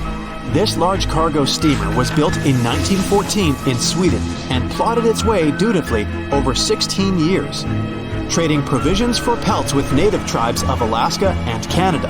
But then, on October 1st, 1931, Baychimo got caught in pack ice. At first, it seemed the crew would be able to wait it out and continue on their route because the ship broke free in a couple of days. But in less than a week, it became caught again, this time for good. In another week, a rescue party was sent to fetch 22 of the Baychimo's crew, while another 15 remained behind to wait through the winter if necessary and get the ship back. But a month later, after a powerful blizzard struck their camp, the sailors went out of their shelters only to find the ship gone.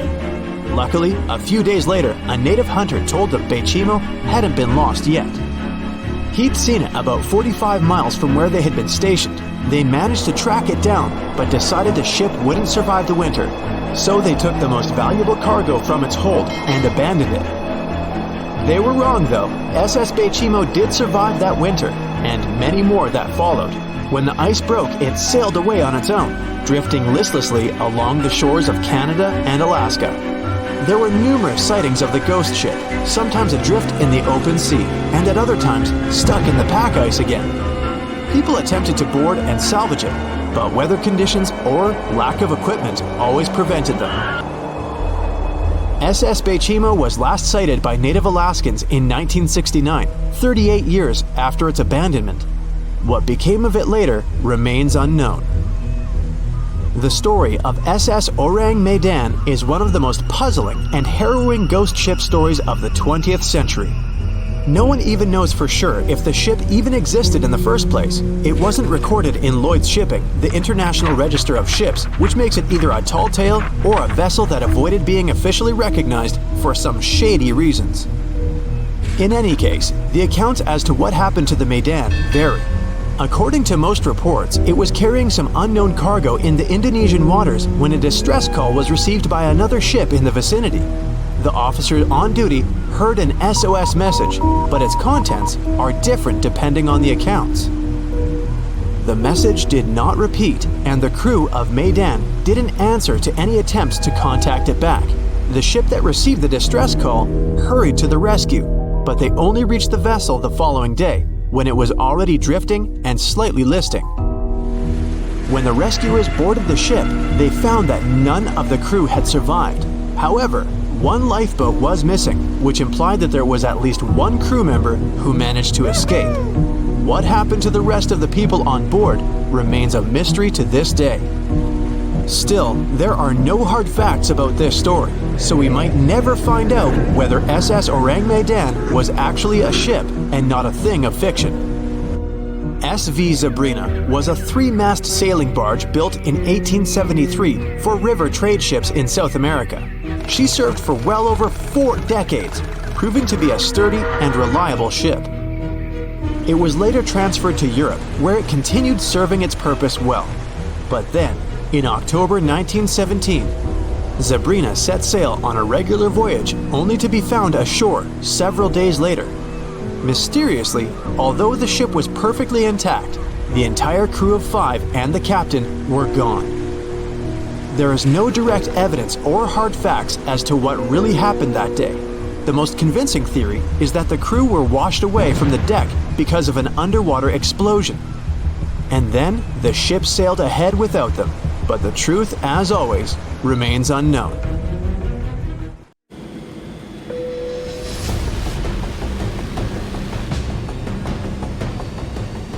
A loaded Boeing 777 bound for China vanishes into thin air.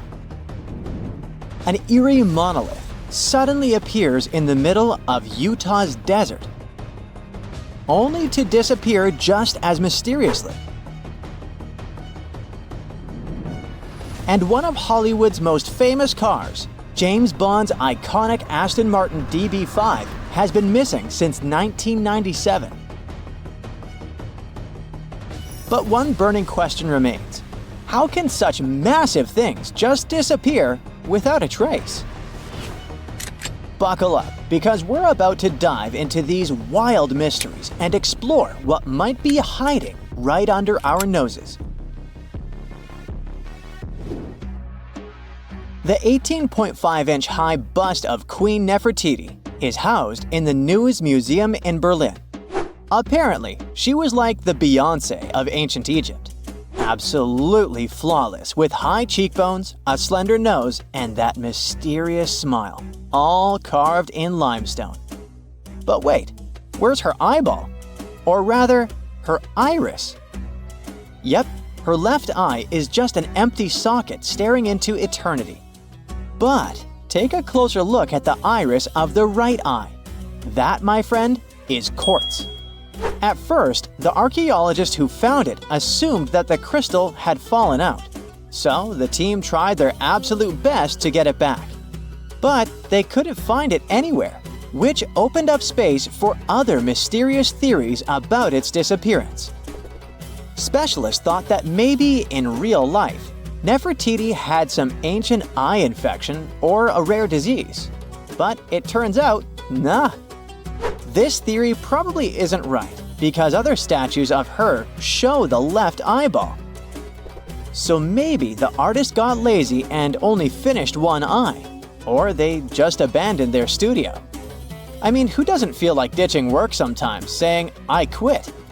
Or maybe this bust was just a demo model for official portraits, showing future sculptors how to carve the internal structure of the eye. I know it's hard to believe that this beautiful bust was just a prop for an art class.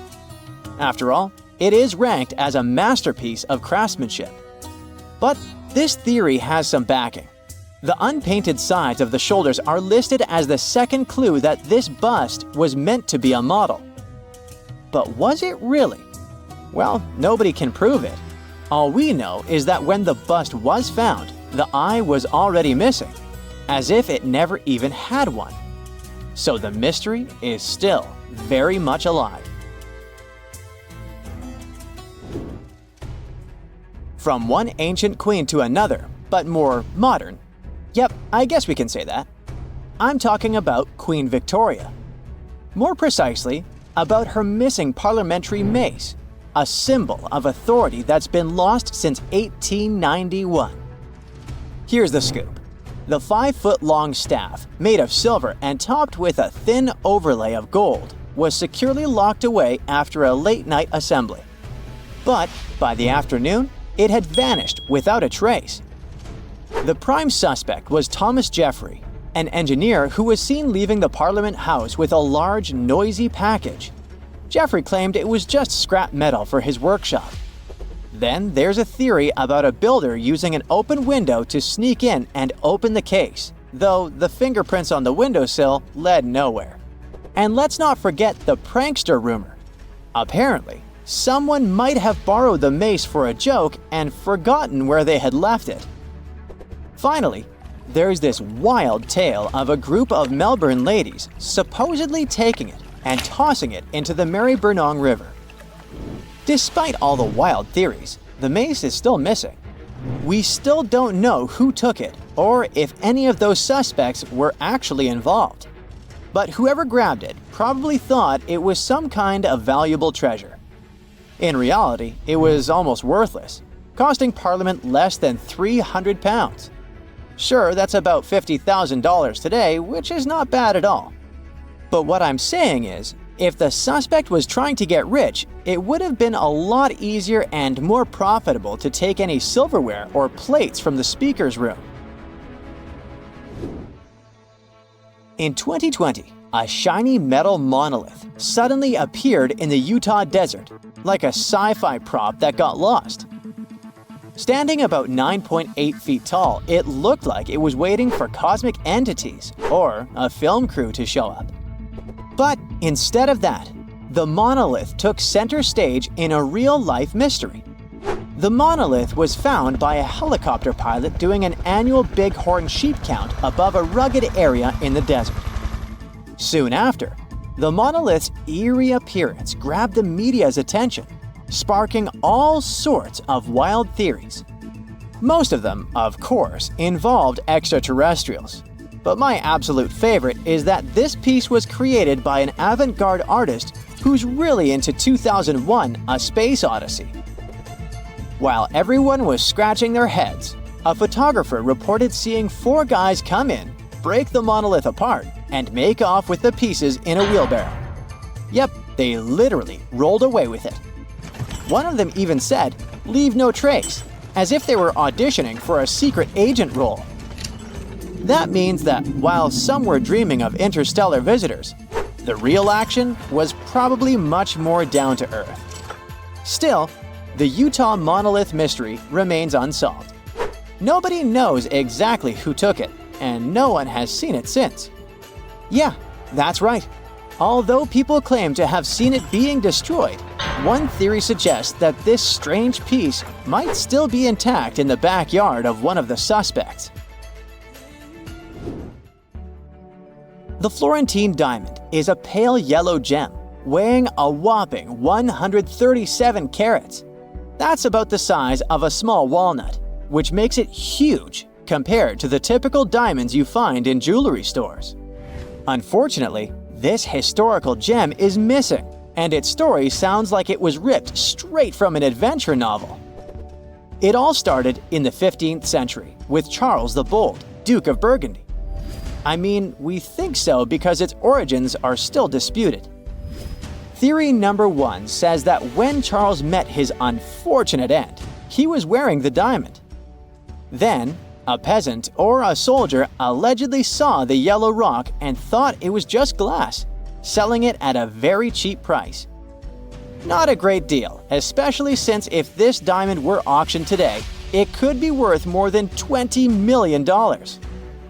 Some people think that this story is just a tale, because the first historical reference to the diamond comes much later, in 1657, when French traveler Jean-Baptiste Tavernier described a large gem owned by Ferdinand II de' Medici, the Grand Duke of Tuscany. So, that takes us to theory number 2. When the last Medici passed away, the Habsburg family put their hands on the gem, making it part of the Austrian crown jewels. When the empire collapsed, Emperor Charles I of Austria allegedly took the diamond with him into exile. In 1918, someone close to the imperial family decided to borrow the diamond, if you know what I mean, and took it to South America, along with other crown jewels. So, the Florentine diamond could have been part of a royal gem heist, but as a victim, I guess. Rumor has it that in the 20s, the diamond somehow made its way to the United States, received a bit of a makeover by being recut, and was sold off. But was it really? Well, no one knows. From priceless diamonds to cold Coke. Honestly, on a scorching summer day, a refreshing drink feels just as valuable. Next on our list is a mystery soda machine. This vintage gem popped up in Capitol Hill, Seattle, sometime in the late 90s. And let me tell you, it was like no other. People used to say that it had a bunch of mystery buttons that, instead of your usual Coke or Sprite, dispensed some pretty strange and elusive flavors. Imagine the fun of pressing a button and wondering if you'd get ginger ale, grape soda, or something bizarrely new. No one knew exactly who stocked the machine. Over time, locals spun legends that it was haunted or had a mind of its own. This mysterious Coke machine became so famous in Seattle that it had its own Facebook page with over 24,000 followers. Then, in June 2018, it vanished with a note saying, "Went for a walk." Theories flew about where the soda machine went, from the Space Needle to a secret life somewhere else. Unfortunately, despite a few faux sightings, the machine remains lost. If that's not the coolest, most enigmatic vending machine ever, I don't know what is. Let's suppose you're strolling along the beach in Hamamatsu City, Japan, soaking up the sun and listening to the waves, when, out of nowhere, you spot a 5-foot-wide metal sphere. Most people would probably freak out, thinking it's a spy balloon, a mysterious aircraft, or, I don't know, a Dragon Ball. This exact scenario happened to one guy last year. He probably thought it was just a weird beach ball, so he tried to push it. Naturally, it didn't move one bit. A month later, this giant metal ball was making headlines worldwide because no one had any clue where it came from. The local police, suspecting it might be dangerous, closed off the beach and got busy with X-rays. Eventually, once they realized it wasn't dangerous, the officials just decided to move the mysterious ball out of there. They said it would be stored for a certain period of time and then disposed of. But people are still scratching their heads about where it ended up. I mean, those words were pretty vague, and the authorities never exactly said what they did with it. I know we've been chatting about single items up to this point, but things are about to escalate. Over a dozen sculptures, murals, and installations have vanished in Baltimore, and nobody seems to have a clue why. Take The Guide, for example, a 15-foot-tall sculpture that stood proudly outside Baltimore City College for more than 30 years. One day in 2014, the city's art conservator shows up and, surprise, surprise, the sculpture is gone. But wait, how does a massive steel sculpture just disappear like that? Did no one see this happen? Well, apparently not. And this wasn't a one-off. Since 1992, 14 artworks have disappeared or been found in a sad state. Although some people have been investigating the case, so far, nobody has any idea what happened or where the works are. Maybe they were taken by some high-stakes art collectors, or perhaps someone thought they could use them as fancy garden gnomes. It's hard to think of anything more mysterious than an airplane disappearing without a trace. You have probably heard of Amelia Earhart, the groundbreaking American aviator who became a true legend. In 1932, she became the first woman to fly solo non-stop across the Atlantic Ocean, making a daring trip from Canada to Northern Ireland. Then, in 1935, she was the first person to fly solo from Hawaii to the US mainland, completing a dangerous 2,408-mile flight that had already claimed several lives. She also became the first female vice president of the National Aeronautic Association. Her list of records goes on. So let's just say she's got a bit obsessed with pushing boundaries. But her ultimate goal was to be the first woman to fly all the way around the world. So in 1937, she took off on this epic journey in a Lockheed Electra 10E. But things went horribly wrong. During a flight from Leh to Honolulu, communication problems and faulty tracking led to her disappearing over the Pacific Ocean. Despite tons of sea and air searches, neither she nor her plane was ever found, making it one of aviation's biggest mysteries. Malaysia Airlines Flight 370 is kind of like today's version of Amelia Earhart's missing plane. On March 2014, a Boeing 777 took off from Kuala Lumpur, heading for Beijing, but it never made it. It vanished from air traffic control screens, but military radar briefly picked it up when it strayed off course before disappearing completely. Picture a massive, high-tech search operation stretching from the South China Sea all the way to the Indian Ocean. What's really weird about this whole thing is that even with a huge search effort, both in the air and at sea, we still don't know exactly what happened. Theories range from the pilot intentionally crashing the plane and mechanical failure to an elaborate hijacking, but nothing concrete has turned up. The only thing we know is that the last confirmed signals from the plane pointed to a remote part of the Indian Ocean, and that's pretty much it. The next mode of transportation on our list became legendary thanks to the movies. There it is. It's James Bond's iconic Aston Martin DB5 from Goldfinger. This wasn't just any car. It was a superstar, complete with a hidden telephone, an ejector seat, tire shredders. It had more tricks up its sleeve than Bond himself. But on June 18, 1997, this famous DB5 vanished from a hangar in Florida.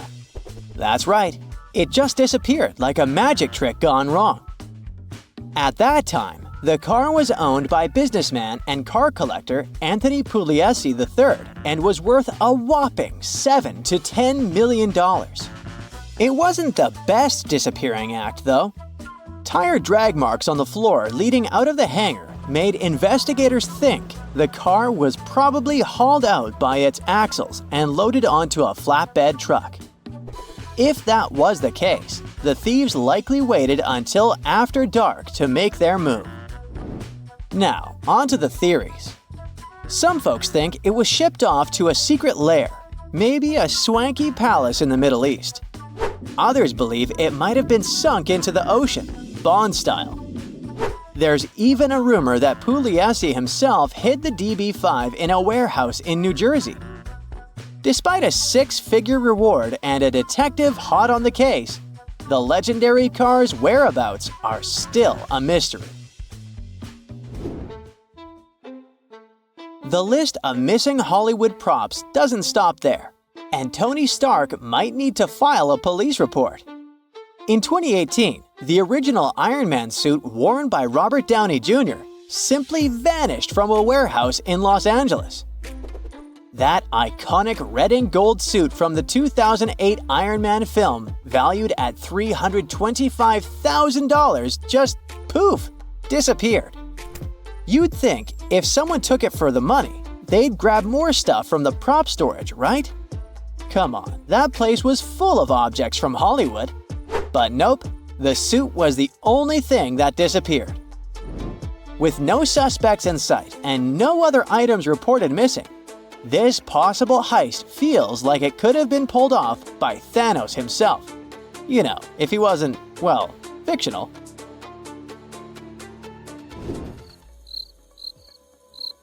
The last item on our list is out of this world.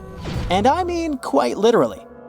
Back in the 70s, after Apollo 17, astronauts Eugene Cernan and Harrison Schmitt picked up a moon rock and decided to share a piece with the world. I mean, why not, right? So authorities chopped up the rock. Actually, there were 3 different sources and sent 270 pieces as gifts to different nations around the globe. Fast forward to today, and over half of these Goodwill moon rocks have vanished. Some of them simply disappeared, while others just got tossed in the trash. As strange as it might sound, Ireland's moon rock ended up in Dublin's garbage dump after a fire at an observatory. Joseph Guttheins, a former NASA agent who became a moon rock detective, has been on a quest to recover those cosmic gifts. He even offered $10,000 for Malta's missing moon rock, but it still hasn't been found. Apparently, the moon rocks are like celestial treasures. So, if you've got a rogue moon rock hanging around, you might want to check if it's on Guttheins' radar.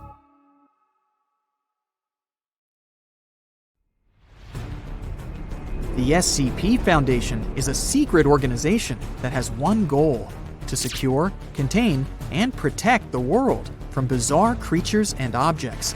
The secret bases of this organization are hidden all over the world, and each of them contains scary, dangerous, harmless, miraculous, and simply crazy objects. And now, you'll see some of the weirdest. Object SCP-410. This is a colony of 14 individual beetles, similar to Scarabaeus, of different colors, from light blue to dark emerald. At first glance, they look like ordinary insects, but soon you notice that these bugs don't feed on leaves, larvae, and other food. They eat mistakes in a text. What? Put a paper with some text containing spelling or grammar mistakes and syntactic errors inside the terrarium with object SCP-410. The bugs run up to misspelled words or punctuation errors and eat them. 20 minutes later, the beetles secrete corrected letters or words from their bodies. This way, they completely edit the text. One member of SCP-410 can eat about 25,000 errors per day. The beetles can live without incorrect texts for about 2 days. Then they fall into a state of hibernation. To revive them, you need to put a text containing at least 50 errors next to them. Object SCP-2157 is a mysterious 200 square foot piece of land found in a forest in Japan. People are standing in different poses on this territory. 20 men and 21 women. They're all of different weights and heights. Their feet are on the ground, and their faces are turned to the west. People react to external stimuli. They blink, flinch, and get scared. And still, they're standing there, motionless like trees. They start screaming if somebody tries to lift them off the ground. But soil analysis has shown that SCP-2157 objects have no physical connection to the land. Their feet are in no way connected to the soil. A body scan has shown some earth inside their stomach. As soon as an SCP Foundation employee enters their territory, the people turn their heads in their direction and just stare at them. As soon as the outsider leaves, the people start looking to the west again. Monitoring of this object continues. Object SCP-621. It's hypnotic tulips. They look like ordinary tulips, but have bioluminescence. They get energy and other nutrients from the water and glow purple, blue, or green. This glow has a hypnotic effect on people and all nearby living beings. Bees, for example, start pollinating only these flowers, ignoring all other plants, which speeds up the reproduction of the tulips. Herbivores and other natural enemies avoid SCP-621. All this makes tulips a rapidly spreading species. While growing, SCP-621 takes all the nutrients from other plants growing nearby. It depletes the soil and consumes a lot of water. Under the influence of SCP-621, a person tends to take care of the plants and do everything to make them live as long as possible. For example, owners of large fields only take care of the tulips and ignore the rest of their farmlands under the influence of the glow. Oh God, oh God. Thus, tulips can spread until they capture all territories, and people will treat them with love because of their hypnotic effect. Therefore, it's crucial to keep tulips in an isolated greenhouse. Employees of the SCP Foundation water them every day and don't allow them to get out of the area. Object SCP-2559-J. While conducting research in one of the laboratories, a scientist accidentally opened a portal to another dimension. Little kittens began to come out of this portal in an endless stream. There's an infinitely huge world of kittens on the other side. If you pick up one of them, it will turn out to be an ordinary little kitty. The portal is located deep underground. It's not yet known how to close it. As a person approaches the doorway, they find themselves under the influence of cute kittens. Now, they're falling out into our reality at a rate of 3 kittens per second. SCP-999 is a large moving mass of transparent orange slime. It looks like jelly and has the viscosity of peanut butter. The shape and size of the creature are constantly changing. The object's surface is covered with a thin, flexible membrane that prevents the mass from spreading in different directions. It's a friendly creature that likes to play with people. So cute. It jumps on a person, hugs them, and makes gurgling sounds. SCP-999 emits a pleasant and constantly changing odor. It can be the smell of bacon, or fresh bedding, or roses. Touching SCP-999 causes euphoria that increases with the duration of contact. After that, a person experiences happiness for a long time. The object likes to completely envelop people and tickle them from head to heels. Object SCP-831 is a colony of unknown insects, similar in appearance and properties to ordinary termites. They feed on cellulose and water with sucrose. One termite lives from 25 to 40 days. The colony should remain in an empty, bright room under constant supervision. The walls and floor in the room should be made of high-strength steel. Employees should pour water with nutrients on the floor to maintain the life of these termites. You can only enter the room in a protective suit. When the termites get access to any object, they begin to use it to make the most primitive tools. For example, if you put a pencil in a room, termites will extract graphite and use the wooden body to create chips or something else. If you constantly feed it, the colony will grow and multiply. It will use primitive tools to create modern technologies. These termites know the properties of all substances and understand how to use them to create inventions. With the help of knowledge of the laws of physics and chemistry, and using wood and graphite from the pencil, in a few days, termites can create a primitive steam engine. The longer they stay in some place, and the more they multiply, the more perfect the inventions will be. A colony of millions of termites can create high-tech machines or radio transmitters that are incomprehensible to people. The boundaries of inventions are unknown, but the results of their work surpass all human technologies. This is why SCP Foundation employees keep SCP-831 in an enclosed, empty room. Object SCP-1689. It's a big bag of potatoes. In stable condition, it weighs about 110 pounds. There are about 200 tubers of ordinary potatoes inside. The inner space of the bag is much larger than it looks from the outside. The size of this area is unknown, but it's completely filled with potatoes. It's impossible to determine where the bag ends. Oh my god. SCP Foundation employees once went on an expedition inside the bag. Scientists created a special paste that broke down starch and turned potatoes into liquid slush. This way, the employees made a tunnel for themselves by spraying the substance and raking potato muck with shovels. That's when they found out that the space had a concrete floor, concrete walls, and a ceiling. They were walking inside some kind of building filled with potatoes. The team punched a hole in the wall and left the construction. The ground was covered with dried grass. There were only potatoes around. What was at the top was unknown, since the entire space was filled with potatoes. They also found a rusty bicycle there. The expedition failed.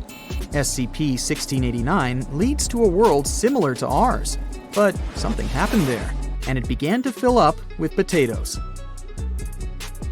Object SCP-623. This is a small room built in the 60s by a professor of biochemistry.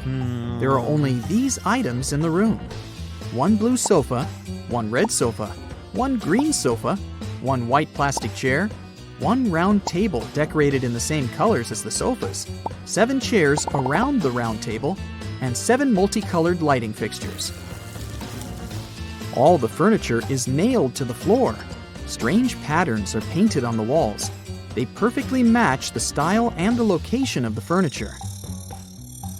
The acoustics and the appearance of the room, as well as the arrangements of all the objects, have a strong, pleasant effect on a person. Oh, yes. Inside the room, people feel harmony and happiness. They relax and become kind and harmless. Because of the feeling of peace and serenity, people can't take the furniture out of the room. They just want to dance, laugh, hug the table, lie on the floor, and cry with joy. But as soon as they leave the room, they immediately become angry, aggressive, and sad. The real world outside the room seems to be a dangerous and dark place. If you stay inside the object for more than a few minutes and then go out, you can lose your mind. This may sound mind-boggling, but scientists found a 385-million-year-old root network. Yeah, it's like a fossilized web of roots that's got them all excited. They're reimagining what the world's first forest might have looked like, and let me tell you, it's not what you'd expect. Under an old highway department quarry near Cairo, New York, they found the remains of a mighty and mature old-growth forest. This place was home to at least 3 of the world's earliest tree-like plants, but these plants, in fact, looked nothing like trees. One of them looked like giant stalks of celery. The second type resembled pine trees with hairy fern-like fronds for leaves. And the third plant was like a palm tree with a bulbous base and fern-like branches. It's like they couldn't decide what they wanted to be when they grew up. But here's the kicker. These primordial trees were quite old and large, so they weren't packed densely together. They were relatively scattered across a floodplain that ebbed and flowed with the seasons. And even though dry periods were a regular part of the cycle, these tree-like plants thrived in semi-arid conditions. Their roots had adapted to the possibility of short-term flooding, which is confusing because they're not supposed to survive in those conditions. But wait, it gets even weirder. Other trees in the area came more prepared for bouts of water scarcity. There were extinct pine tree-like plants with deeper root systems that could spread 36 feet wide and 23 feet deep. These guys were more advanced than the fern-like trees and had true leaves that could photosynthesize. It's like they were showing off or something. So why did the fern-like trees dominate prehistoric deltas, while the pine-like trees dominated the floodplains? It's like they didn't even care about setting up near rivers or water sources that could carry their genes farther afield. Maybe they were just rebels without a cause, doing their own thing and not caring what anyone else thought. In any case, this finding has got evolutionary ecologists all excited. They're saying that the earliest trees could colonize a range of environments and weren't limited to wet areas. Who knew trees were so versatile?